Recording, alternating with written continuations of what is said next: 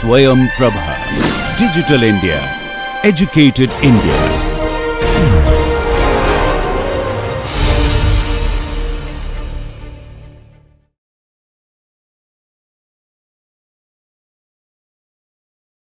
அந்த சாந்திகமாக நீங்கள் பிரிக்கிறீங்கன்னா அதுக்கு எப்படி உயரம் பிரிக்கணும்னு சொல்கிறாங்க. முதல்ல உபானம் முதல் ஸ்தூபி வரை உள்ள உயரத்தை, உபானம்ன்றது அங்கம் எங்கே வருதுன்னு நான் காமிச்சிருக்கேன் இடத்துல, அதிலிருந்து ஸ்தூபி வரை உள்ள உயரம். ஸ்தூபி என்பது கலசம், செம்பில் செஞ்சு மேலே வைக்கக்கூடிய கலசம். அதனுடைய உச்சி மட்டம் உள்ள உயரம் தான் நீங்கள் திருக்கோயில் உயரமாக நிர்மாணம் செய்திருக்கீங்க. ஆயாதி கணக்கு செய்து இந்த அளவு அமைக்கணும்னு நீங்கள் செஞ்சுருக்கீங்க. அந்த அளவை எவ்வாறு எத்தனை கூறுகளாக பிரித்தா இந்த அமைப்பு சரியாக வரும், இந்த திருக்கோயிலுடைய அங்கங்கள் சரியாக வரும்ன்றது தான் இந்த உயரங்க லட்சணம். இப்போ உபானம் இங்கே நான் கொடுத்துட்டேன், ஸ்தூபி மேலே கொடுத்தாச்சு. இதை எத்தனை கூறுகளாக பிரிச்சுக்கலாம், பாகங்களாக பிரிச்சுக்கலாம். கூறுகள் சொல்லுவாங்க, பாகம் சொல்லுவாங்க, ரெண்டு எப்படி தான் பண்ணுவாங்க. கூறுனாலும் யூனிட் தான், பாகம்னாலும் யூனிட் தான். சாந்திகம் 7க்கு 10 உயரம் வைத்தால், 7 பங்கு அகலமுள்ள ஒரு கோயிலை 10 பங்கு உயரம் கூட்டி வைத்தால் சாந்திகம். நம்ம முன்னாடி விமான லட்சணத்தில் பார்த்துருக்கோம். அந்த சாந்திக விமானம் அமைக்கிறீங்கன்னா 8 பாகம் செஞ்சுக்கிங்க அப்படின்னு சொல்கிறாங்க. மொத்த உயரத்தை 8 யூனிட்டாக பிரிச்சுக்கிங்க. அதான் 8 பாகம் செய்து தலம். தலம்னா அன்றைக்கே சொல்லியிருக்கேன், அதிஷ்டானம் நடத்தும்போது சொன்னேன். அதிஷ்டானத்துடைய மாற்று பெயர் தலம், பூமி, ஆதி அந்தம், அந்தம் எல்லாம் நிறைய பேர் அதுக்கு வரும். இது அப்படியே காசிபத்தில் என்ன சொல்லியிருக்காங்களோ அந்த வார்த்தையை நான் அப்படியே போட்டிருக்கேன். இல்லை அது நீங்கள் ஓபிடமும் அதிஷ்டானமும் பார்த்தோம் இல்லைங்களா, அன்றைக்கி சொல்லியிருக்கேன் அந்த அர்த்தம் பேர் தலம். ஒரு பாகம். இந்த அதிஷ்டானமானது, தலம் சொல்லக்கூடிய இந்த அதிஷ்டானமானது ஒரு பாகம். அடுத்தது பாதவர்க்கம் சொல்லக்கூடிய இந்த கண்டம், சுவர், பித்தி, இது 2 பாகம். இது பிரஸ்தரம் சொல்லக்கூடிய அந்த மஞ்சம், இதிலிருந்து இது வரைக்கும் இது ஒரு பாகம்.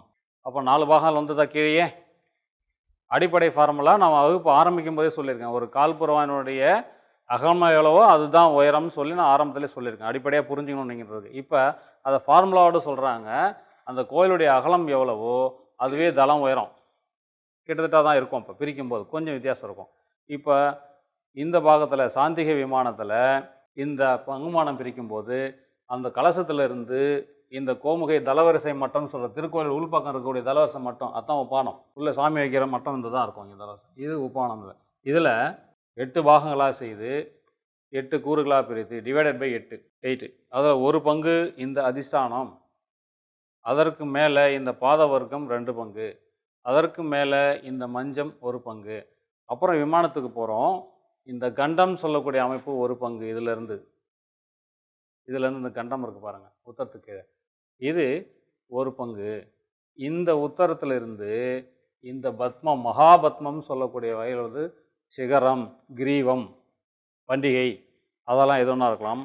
அதனுடைய உயரம் 2 பாகம். மேலே ஸ்தூபி 1 பாகம். அப்போ நீங்கள் ஏகத்தல விமானமாக ஒரு கோவில் இருக்குதுன்னு சொன்னால் சாந்திகமாக 1/4 பங்கு உயரம் எடுத்திருந்தால், 10ன்றது ஒரு அரை பங்கு தானே கூட, 1/4 பங்குன்னு ஒரு நடைமுறை வார்த்தைக்கு உங்கள் மைண்டில் வச்சுக்கிறதுக்கு சொல்கிறேன் நான் அந்த விஷயங்களை. 1/4 பங்கு வைத்து ஒரு கோவில் கட்டப்பட்டு இருந்தால் அது சாந்திகம். நடைமுறையில் 1/4 சொல்லலாம் இல்லையா, 7/10, 1/4 பங்கு வச்சுருக்கோம்னா அவனுடைய உயரம் 8ஆக பிரிக்கப்பட்டு 1 பங்கு அதிஷ்டானம், 2 பங்கு பாதம், 1 பங்கு பிரஸ்தரம், 1 பங்கு கண்டம், 2 பங்கு கிரீவம், 1 பங்கு ஸ்தூபி. அப்போ ஒரு நிலை விமானமாக இருந்தால் கலசத்தோட உயரம் எவ்வளோன்னு கீழே அளந்துக்கலாம். அதிஷ்டான உயரம் தான் என்னதுங்க, கலசம். அதிஷ்டான உயரம் கலசம், ஸ்தூபின்னு சொல்லக்கூடிய. இது சாந்திகமாக இருந்தால். பௌஷ்டிகம்னா அன்றைக்கே சொன்னேன், கொஞ்சம் குண்டாக இருக்கிற கோயில் பார்க்குறதுக்கு அமைப்பு எப்படி இருக்கும், கொஞ்சம் புஷ்டியாக இருக்கிறதுக்கு பேர் தான் பௌஷ்டிகம்னு சொன்னேன். அந்த மாதிரி இருக்கும்போது என்ன செய்ய சொல்கிறாங்கனாக்கா, குண்டாக இருக்கணும் தெரியும்னா இந்த கழுத்தை குறைச்சிட்டா குண்டாகிடுவான் தெரியும். கழுத்தினுடைய உயரத்தை குறைச்சிட்டா கொஞ்சம் குண்டாக தெரியும் இல்லையா. அந்த ஃபார்முலா தான் இங்கே செஞ்சுருக்காங்க பாருங்கள், படத்தை கொண்டு வந்திருப்பேன். இந்த தலம் சொல்லக்கூடிய இந்த அதிஷ்டானத்தை 1 பங்கு தான் வச்சுட்டாங்க. தலத்தை 1 பங்கு தான் வச்சுட்டாங்க. ஆனால் பாகம் எவ்வளோனா 9 பாகமாக்க சொல்லியிருக்காங்க. ஏன்னா அங்கங்களுடைய உயரம் என்ன ஒன்றாக்கா கூடுதல் குறைச்சல் செய்யும்போது 9 பாகமாக்கிட்டால் அந்த கொண்ட மொத்த உயரத்தை 9 பாகங்களாக பிரித்து டிவைடட் பை 9. அதை பிரித்து என்ன சொல்கிறாங்கன்னா, அந்த 9ல் 1 பகுதி அதிஷ்டானத்துக்கு வச்சிங்க, ஆனால் 2.5 பங்கு இந்த காலை கொடுங்க. எந்த கால், பாதவர்க்கம் சொல்கிறாங்க பாருங்கள். இதை இந்த அதிஷ்டானம் போல் 2.5 மடங்கு. முதல்ல பார்த்தது சாதாரண ஃபார்முலா ஏகதள விமானம், அதை அப்படியே அங்கே வச்சுருங்க. இது 2வது ஃபார்முலாவுக்கு வந்திருக்கும். பௌஸ்டிகம் 9 பங்காக கொடுக்கப்பட்ட கொண்ட உயரத்தை 9 பங்காக மாற்றி வகுத்து அதில் 1 பங்கு தளம் என்று சொல்லக்கூடிய அதிஷ்டானத்துக்கு வச்சுக்கிட்டோம். 2.5 பங்கு என்ன பண்ணுவாங்கன்னா பாதவர்க்கம் சொல்லக்கூடிய கால், அதற்கு மேலே பிரஸ்தரம் 1 தான். இப்போ அரை பங்கு என்ன பண்ணுறாங்கன்னா கால்புறாயில் கூட்டிடுறாங்க. முதல்ல என்ன பண்ணால் சமமாக 4 வச்சோம், இது 4.5 பங்காக எடுத்ததில்ல, அரை பங்கு இதில் கூட்டிடுறாங்க.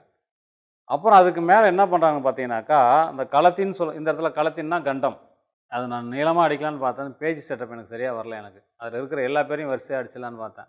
கண்டம், களத்தி, பாதம் எல்லாம் அடிச்சிடலான்னு பார்த்தேன். அது எனக்கு நீளமாக அடிக்க வரல. இந்த களத்தின், அதனால் நோட்ஸ் எடுத்துங்க. களத்தின்னு சொல்கிறது வந்து இந்த கண்டம். அதை என்ன பண்ணுறாங்க பாருங்கள், 3/4 பாகம் ஆக்கிடுறாங்க. 1 பாகம் கூட இல்லை. இந்த கழுத்தோட உயரத்தை குறைச்சிட்றாங்க. இங்கே இருக்கு இல்லையா, இதனுடைய உயரத்தை 3/4 பங்கு ஆக்கிடுறாங்க. 3/4 பங்கு ஆகும்போது இதனுடைய உயரம் என்ன பண்ணால் 2 பெருசாக மாறிடுது. அப்போ புஷ்டியாக தெரியும். கழுத்தோட உயரத்தை குறைக்கும் போது 2.25 பாகம் ஆக்குறாங்க. 2.25 பாகம் மேலிருந்து இந்த உத்தரம் சொல்லக்கூடிய இதை 3/4 பாகமாக குறைத்துட்டு இந்த உயரத்தை இதிலிருந்து இதுவரையும் 2.25 பாகமாக மாற்றும் போது அந்த விமானம் பெருசாக புஷ்டியாக தெரியும், கழுத்தோட உயரத்தை குறைக்கும் போது. அப்புறம் மேலே ஸ்தூபி 1 பாகம்தான். நீங்கள் எப்படி ஒருநிலை கோபுரம், எந்த கோபுரம் நீங்கள் ஒருநிலை கோபுரமாக இருந்தாலும் எந்த அமைப்பில் இருந்தாலும் சரி தான், உங்களுக்கு கலசத்தினுடைய அளவு கீழே இருக்கக்கூடிய அதிஷ்டானத்துடைய உயரம், சரிங்களா, மேக்சிமம். அப்போ அது பெருசாகவோ சின்னதாகவோ இருந்தோ நீங்கள் கண்டிப்பாக என்ன பண்ணலாம், இது தவறு. ஒரு 10 அடி கோயிலுக்கு 2 அடி உயரம் கலசம் இருக்கணும்னு சொல்கிறதுன்றது வந்து சாதாரணமாக தெரிஞ்ச விஷயம் இல்லையா. அதே மாதிரி ஜெயஸ்தானம் இதே தான். அது என்ன பண்ணுறாங்கனாக்கா 10 பாகமாக ஆக்கிறாங்க. உயரத்தினுடைய நீங்கள் எடுத்துருக்க உயரத்தில் மாற்றம் இல்லை, பாகங்கள் பிரிக்கிறதுல தான் உயரம். அன்றைக்கே நீங்கள் சார் சொன்ன மாதிரி சொல்கிறேன், பாகம் பிரிக்கிறது தான் வேற ஒழிய உயரம் அதே தான். நீங்கள் முடிவு பண்ணியிருக்கீங்க என்னென்னு, 1.5 பங்கு வைக்கிறதா, 1.25 வைக்கிறதா, 1 வைக்கிறதான்னு முடிவு பண்ணியிருக்கீங்க இல்லையா, அதே உயரம் தான். நான் சொல்கிறேன், அந்த 20 அடியே வச்சுக்கிட்டாலும் எடுத்துக்காட்டாக அதில் 8 பங்காக பிரிக்கணும், அடுத்ததில் 9 பங்காக பிரிக்கணும், இது 10 பங்காக பிரிக்கிறீங்க. அந்த 20 அடியை 10 பங்காக பிரிச்சிங்கனாக்கா ஒரு எடுத்துக்காட்டுக்கு ஒரு பங்குக்கு 2 அடி கிடைக்கும் இல்லையா. அந்த 2 அடியில் கீழே 1 பாகம் 2 அடி அதிஷ்டானம் இது, அதுக்கப்புறம் 2.5 பங்கு 5 அடி, அதுக்கப்புறம் இது 1 பங்கு 2 அடி இல்லைங்களா. அப்புறம் களத்தி என்ன பண்ணுறாங்கனாக்கா 1.5 பாகமாக்குறாங்க, நீட்டுறாங்க உயரத்தை, கழுத்தை நீட்டி கொடுக்குறாங்க. இந்த அமைப்பில் என்ன பண்ணுறாங்க, கழுத்தை நீட்டுறாங்க. களத்தின்னு சொல்லக்கூடியது 1.5 பங்காக கூடுகிறது. சிகரம் 3 பங்கு ஆக்கிட்டு ஸ்தூபி 1 பாகம். அப்போ இந்த அங்க லட்சணங்களினுடைய அளவுகளை கூட்டி குறைக்கிறதுக்காக அந்த பங்குமானங்களை கூடுதலாக மாற்றிக்கிறோம். அந்த அரை பங்கு 1/4 பங்கு கூட, அந்த 1 பங்கு கூட்டுறதனுடைய காரணம் அந்த அங்கங்கள் என்ன விதமாக சொல்கிறாங்களோ அதனுடைய வேறுபாடுகள் அதில் தெரியணுன்றதுக்காக தான் அந்த கூறுகளை கூடுதலாக்கி மாற்றம் செஞ்சுக்கிறாங்க. அப்போ சாந்திக்கும் ஜெயஸ்தானத்துக்கும் இது. அடுத்தது பார்க்க போனீங்கன்னா அற்புதம் இதை 11 பாகமாக ஆக்குறாங்க. அற்புதம்னாலே என்னென்னு அர்த்தம், மிகச்சிறந்தது, மிக அழகானது, எப்படி வேணாலும் சொல்கிறோம். அந்த மாதிரி அற்புதத்துக்கு பார்க்கும்போது பார்த்தீங்கன்னா 8ல் வர இந்த முதல்ல பார்த்தோமா அதே ரேஷியோ, ஆனால் கூடுதலாக பாகங்களை கூட காமிச்சிருக்காங்க. 1.25, 2.5, 3. இது 1.25 பாகமும் இது 2.5 பாகம், இது 1.25 இது 2.5, இதில் ப்ரொபோஷனல். ஆனால் இதை விட உயரமாக காமிக்கிறாங்க, 3 பாகமாக காமிக்கிறாங்க. பிரஸ்தரத்தை விட பாதத்தை விட பெருசாக காமிக்கிறாங்க அதை. அப்போ இது என்னவா இருக்கும்னு நினைக்கிறீங்க, ஒரு வித்தியாசமான அமைப்பில் இருக்கக்கூடிய ஒரு கோவில் இது. இதுக்கான எடுத்துக்காட்டுன்னு உங்களுக்கு அடுத்த நான் பார்க்கும்போது அடுத்த இதில் தான் நான் சொல்ல முடியாது, தேடிட்டுருக்கோம் அதில் இந்த மாதிரி அமைக்கப்பட்ட கோயிலுக்கு. அடுத்தது மேலக்கூடிய கண்டம் போன்ற சிகரமும் சின்னது. சிகரம் சொல்லக்கூடிய இந்த பண்டிகையும் ரொம்ப 1.5 பங்குல வைக்க சொல்கிறாங்க.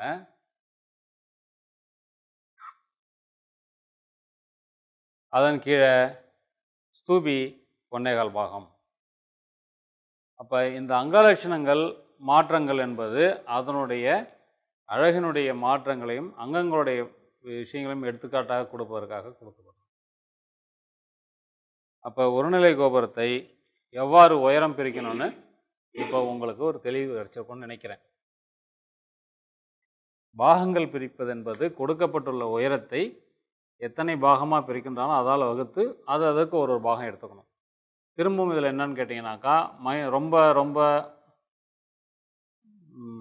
அளவு நுணுக்கங்கள் ரொம்ப போகும்போது அதில் ஏதேனும் ஒன்றில் அதை சரி செய்து கொள்ளலாம். பாதிக்கு மேலே போகிறத முழுசாக்கி ஒன்றில் சேர்த்து ஒன்றில் அதை குறைச்சிக்கணும். அரை அங்கலத்துக்கோ கால் அங்கலத்துக்கோ கீழே போகுதுன்னா அதை நீங்கள் ஒரு ஒன்றில் எதில் கூடுதலாக போதோ அதில் குறைச்சிட்டு இன்னொன்றில் அதை சேர்த்துக்கலாம். அந்த மாதிரி செய்துக்கலாம். இது ஒரு நிலை கோபுரத்திற்கான உயர அங்க லட்சணம். தொடரலாமா? அடுத்து இந்த 5 விதமான உயர அளவில் எதை எடுக்கிறீங்களோ அதுக்கேற்ற மாதிரி தான் நீங்கள் அதை பிரிக்கணும்னு சொல்கிறாங்க. அப்போ இதில் அற்புதம் ஏன் 11 பாகமாகறான்னா அற்புதத்தினுடைய பங்கு எவ்வளோங்க? 1.25 பங்கு இல்லையா? 1.25 பங்கு தானே அற்புதம். கால்புறவாயை போல் 1.25 பங்கு போனால் தானே அற்புதம் வரும். 2 பங்கு போனால் வருமா? அது அந்த சாப்டருக்கு போனால் ஞாபகம் வரும் உங்களுக்கு. அப்போ அந்த உயரம் இருக்கும்போது அதை கூடுதலாக்கி காட்டுறது தான் அந்த பிரஸ்தரன்றதை கூடுதலாக்கி காமிக்கிறாங்க. அதில் புரியுதா? நான் சரியாக இல்லை. அந்த வகைக்கு போங்க.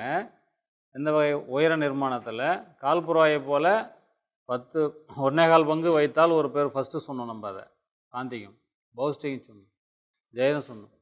அந்த அற்புதத்துக்கு எத்தனை பங்கு வைக்கணும்னு சொல்கிறாங்க பாருங்கள். 2 பங்கு. அப்போ 10 அடி அகம் உள்ள கோயிலுக்கு 20 அடி உயரம் விமானம் வைக்கிறாங்கன்னா அதை ஏகநிலமாக பண்ணும்போது ரொம்ப குச்சி மாதிரி தெரியுன்றது என்ன பண்ணுறாங்கன்னா அந்த கண்டம் மாதிரி இன்னொரு கண்டத்தை மேலே கொடுக்குறாங்க. ஆனால் தான் நடுவில் பார்த்தீங்களா பிரஸ்தரம் 3 பங்குன்னு காமிக்கிறாங்க பாருங்கள். அதில் பிரஸ்தரம் 3 பங்கு காமிக்கிறாங்களால அந்த பாத வர்க்கம் மாதிரியே மேலே ஒரு பாத வர்க்கம் காமிக்கிறாங்க. அதை 3 பங்கு ஆக்குறாங்க. அப்போ என்ன ஆகுது? அந்த உயரம் அதில் சமன் செய்யப்பட்டு கூடுதலாக்கப்படுகிறது. நம்ம எடுக்கிற அளவு என்ன பங்குமானம் எடுக்கிறோமோ அதுக்கான விகிதாச்சாரம் தான் அது. ஒரு நிலை விமானம் தலம், பாதம், சிகரம், ஸ்தூபின்னு ஆக்கிட்டாங்க. மொத்தமாக பிரிச்சுட்டாங்க. அதை 4 தான் பிரிச்சுருக்காங்க. அதனுக்குள்ளேயே அவங்க என்ன பண்ண சொல்கிறாங்கன்னா இந்த உங்கள் அங்கங்களை பிரிச்சுக்க சொல்கிறாங்க. அது என்ன சர்வகாமினா 2.25 பங்கு போயிடும். மேலே 2க்கு மேலே போயிடுது இல்லையா? அப்போது அங்கங்கள் எல்லாமே உயரமாக தெரிய வேண்டிய சூழ்நிலை வரும். அப்போ அதனுள்ள போய் அதை நம்ம பிரிக்கணும். அதை ஒரு அங்கங்களையும் தனித்தனியாக பிரிச்சுக்கணும். சிகரம் மொத்தமாக கொடுத்துறாங்க. இந்த பாதத்திலேயே சிகரம் 3 பங்கு கொடுத்துருக்காங்க இல்லையா? அதுலேயே எல்லாத்தையுமே அதில் நம்ம பிரிக்கணும். அதில் கண்டங்களுக்கு வராது. அதில் நேரடியாக பிரஸ்தரத்தின் மேலே நம்ம என்ன பண்ணோம்னா பாதத்து மேலே பிரஸ்தரம் வச்சு பிரஸ்தரத்திலேயே நம்ம விமானத்தை பண்ணுறோம். எல்லாமே ஒரே அமைப்பாக அதில் வரும். அடுத்தது பார்த்திங்கன்னா துவிதள விமானம். துவினா 2 நிலை விமானம். நடைமுறை வாரத்தில் 2 நிலை கோயில். கோபுரம் சொல்லக்கூடாது, விமானம் தான் சொல்லணும். அது அந்த 2 நிலை விமானம். இதில் அங்கங்கள் ஞாபகம் இருக்குன்னு நினைக்கிறேன். கர்ணக்கூடு, பஞ்சரம், அகாரை, முகசாலை இதெல்லாம் அகலப்பிரிய விமானத்தில் வரக்கூடிய கூறுகள். யூனிட்ஸ் சொல்லியிருக்கேன் முன்னாடி. நம்ம 2 நிலை விமான லட்சணம் படிக்கும்போது முன்னாடியே பார்க்கும்போது நம்ம சொல்லியிருக்கோம். நம்ம பார்த்துருக்கோம் எத்தனை பஞ்சரங்கள் வரணும், எத்தனை முகசாலைகள் வரணுன்றதெல்லாம் நம்ம பார்த்தோம் இல்லைங்களா விமான லட்சணத்தில். அப்படி பார்க்கும்போது 2 நிலை, ஒன்றுக்கு மேற்பட்ட நிலை போகும்போது கண்டிப்பாக கர்ணக்கூடு, பஞ்சரம், அகாரை, முகசாலைகள் வர வேண்டும். பஞ்சரம், அகாரை, முகசாலைகள் என்றது ஏற்கனவே நான் சொல்லியிருக்கேன். திரும்பி அந்த 2 நிலை கோபுரத்தில் அதை நான் காமிக்கிறேன் பாருங்கள். இதுவும் கொடுக்கப்பட்டுள்ள அளவை பத்திமானம் செய்யணும். இந்த அகலப்பிரிய விமானம் பிரிக்கணும். பிரித்து தான் இந்த கர்ணக்கூடு எவ்வளோ வரணும், இந்த பஞ்சரம் சொல்லக்கூடிய இந்த நடுவில் இருக்கிற அந்த அமைப்பு எவ்வளோ வரணும், இது நடுவில் இருக்கக்கூடிய கேப் இருக்குது பாருங்கள் பாந்து, அதுதான் அகாரை, அது எவ்வளோ வரணும், இந்த மகசாலை எவ்வளோ வரணும், திரும்பி இந்த அகலம், இந்த இடைவெளி, இந்த பஞ்சரம் எவ்வளோ வரணும்னு பார்க்கணும். கர்ணக்கூடம் என்றது ஒரு சிறிய கோவில் மாதிரியான ஒரு அமைப்பு. சிறிய கோயில் மாதிரியான ஒரு அமைப்பு இந்த 4 கோடிகளிலும் வரக்கூடியது. அது பேர் கர்ணக்கூடம்.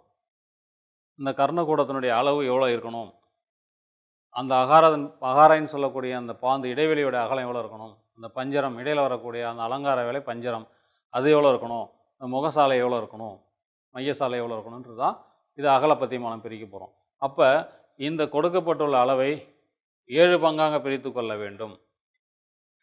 கொடுக்கப்பட்டுள்ள அளவை 7 பத்திகளாக பிரித்து கொள்ள வேண்டும்.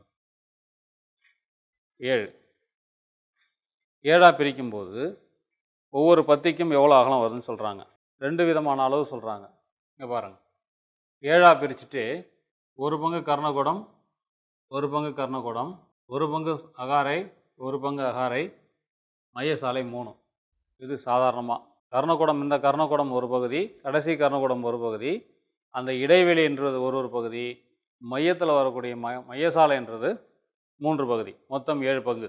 7 கூறு ஆகிடுது இல்லையா? அதை மாற்று எப்படி செய்யலான்னு சொல்கிறாங்கனாக்கா, இந்த விஷயம் இதிலே உங்களுக்கு தெரியும். இது ஒரு பங்கு, கர்ணகுடம் ஒரு பங்கு, இது ஒரு பங்கு, இது 1½ பங்கு கொடுத்துருக்காங்க பாருங்கள், 1 1/2 கொடுத்துருக்காங்க பாருங்கள். 1 1/2 கொடுத்து இதை 2 பங்காக ஆக்குறது. இந்த 1 1/2 கொடுக்குற காரணம் என்னன்னா, அப்போ தான் இந்த பஞ்சர் அமைப்பை இங்கே காட்ட முடியும், அந்த இடைவெளி இங்கே கிடைக்கும். இதை ஒரு பங்காக சுருக்கினா என்ன ஆகும்னு கேட்டிங்கன்னா, இங்கே அந்த இடைவெளி மேலே கிடைக்காது.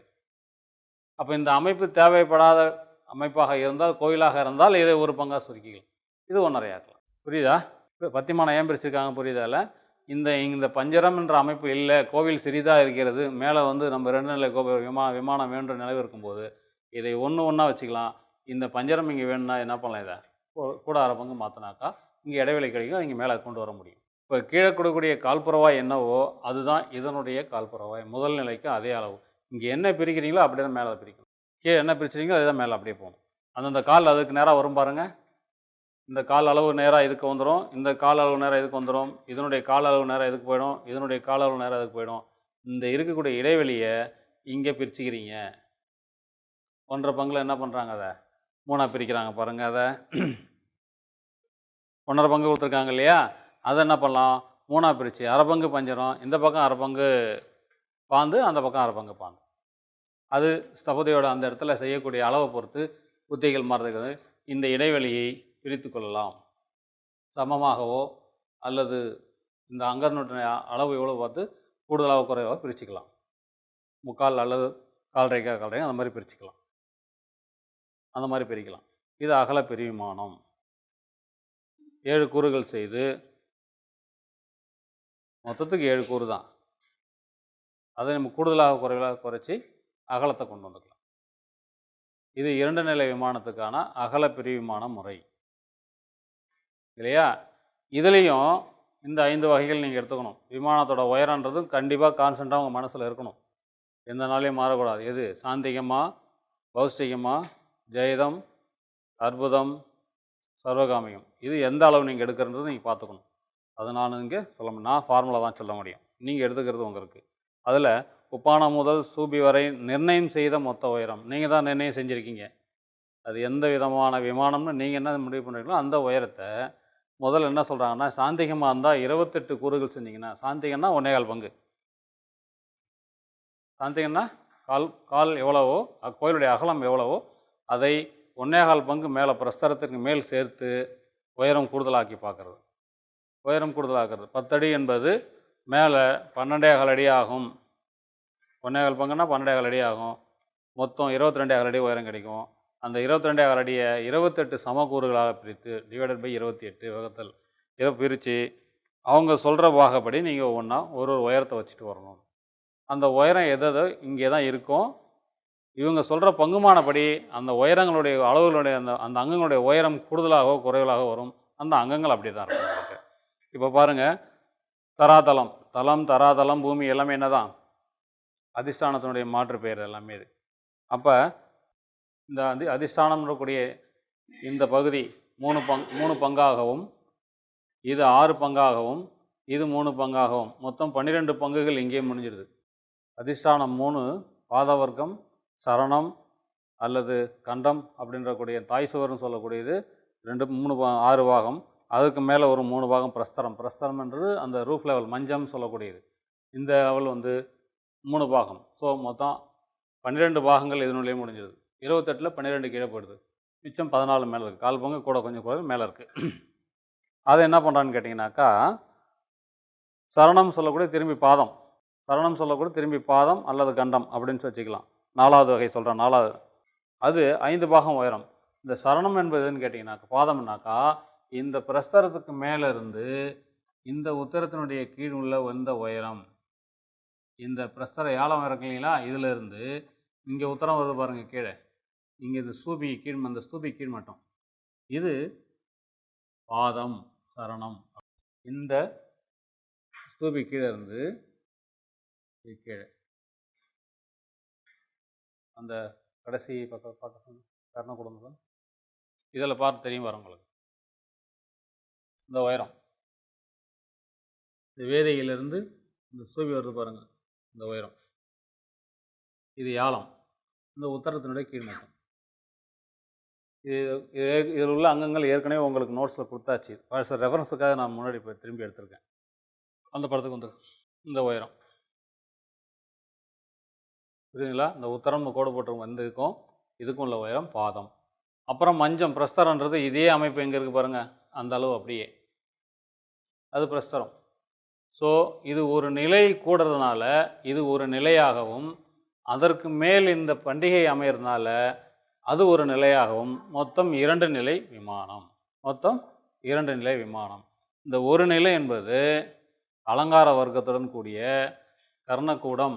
இந்த பகுதி கர்ணக்கூடம், இது மையசாலை அப்படின்னு சொல்லுது, முகசாலைன்னு சொல்லக்கூடிய மையசாலை, இது பஞ்சரம். இந்த அங்கங்களோட ஒரு நிலையை அமைக்கிறது முதல் நிலை. அது மஞ்சம் முடிந்து, மஞ்சம்னா பிரஸ்தரம், அதற்கு மேலே ஏகதளத்த விமானத்தில் உள்ளவாறு வேதிகை, கண்டம், சிகரம், பண்டிகை, இது ஸ்தூபி அமைத்தால் அது ஒரு நிலை. ஆனால் இதனுடைய உயரத்தை இந்த விகிதாச்சாரம், இந்த அலங்காரம் சரியாக வரணுன்றதுக்கு ஃபார்முலா கொடுத்துருக்காங்க.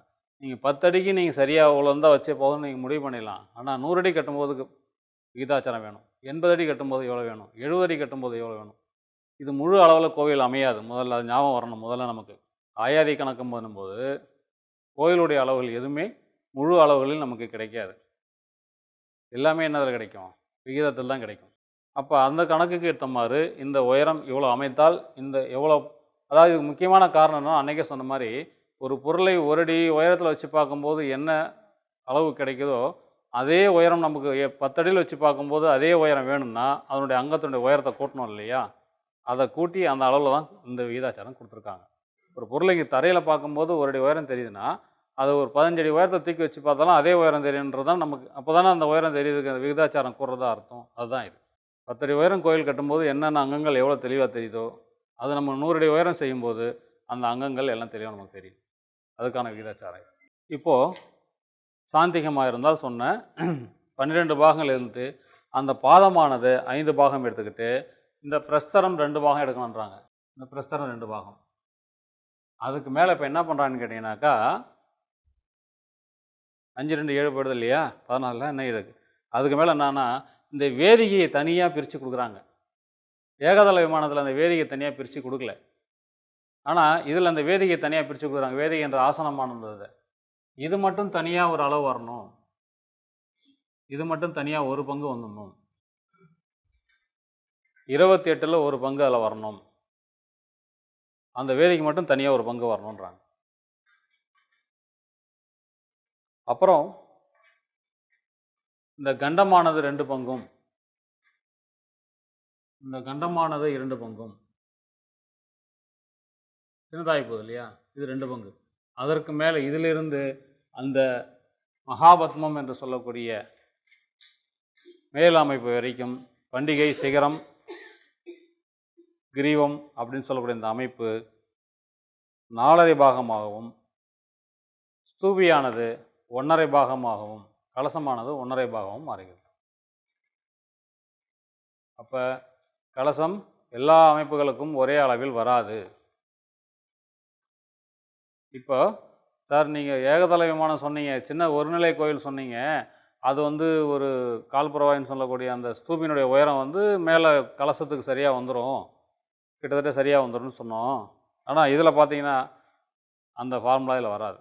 ஏன்னா இதில் அதிஷ்டானம் 3 பங்கு எடுக்க சொல்லியிருக்காங்க. அதிஷ்டானத்தில் பாதி தான் அங்கே என்ன சொல்லியிருக்காங்க, ஸ்தூபி எடுக்க சொல்லியிருக்காங்க. அதிஷ்டானத்தில் பாதி தான் அங்கே ஸ்தூபி வருது.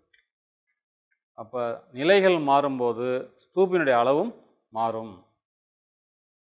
நீங்கள் 4ல் ஒரு பங்கு தானே சார் சொன்னீங்க, அது ஏகதள விமானத்துக்கு. அதே நீங்கள் இதே மாதிரி ஒரு 4ல் ஒரு பங்கு நீங்கள் வச்சீங்கன்னா கலசம் தெரியும், ஆனால் இந்த விகித அளவில் தெரியாது. இதில் அந்த விகிதாச்சாரம் தெரியுது பார்த்தீங்களா, அந்த உயரத்துக்கு ஏற்றவாறு மேலே அந்த கலசத்தினுடைய உயரம் இருக்குது தெரியலையா, அது தெரியாது. கலசம் ரொம்ப பெருசாக தெரியும். அதற்கான அளவு அது இருக்காது. இது சாந்திகம். எத்தனை பங்கு? 28 பாகம்.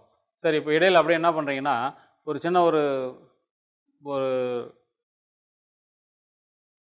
இந்த பாகத்தில் நீங்கள் தெளிவாக இருக்கீங்கன்றதுக்கு ஒரு சின்ன, எல்லாமே சாந்திகமே பார்த்துக்குவோம், பௌஷ்டிகத்துக்கெலாம் நீங்கள் போக வேண்டாம். ஒரு சின்னதுக்கு இப்போ இந்த ரேவதி நட்சத்திரத்துக்கு ஒரு அளவு நான் சொல்லியிருக்கிறேன். 10 அடி 0 அங்குலம் 5/8 அப்படின்றது ஒரு கால்புறாயாக வரும் ரேவதி நட்சத்திரம் கொண்டால். ரேவதியோட கால்புறாய் வந்து 10 அடி 0 அங்குலம் 5/8 நூல்.